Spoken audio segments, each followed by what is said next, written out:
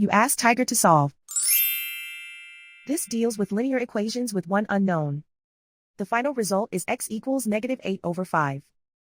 Let's solve it step by step. Simplify the expression.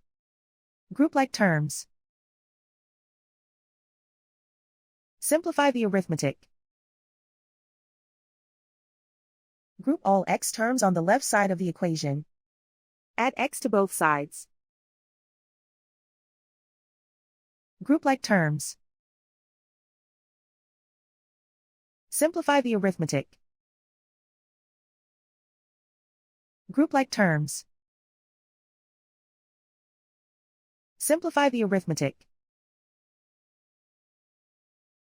Group all constants on the right side of the equation. Subtract 9 from both sides. Simplify the arithmetic.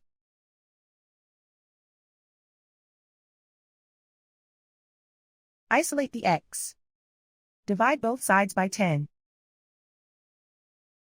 Simplify the fraction.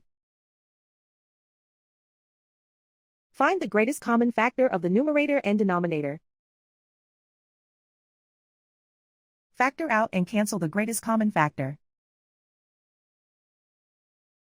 And so the final result is x equals -8/5.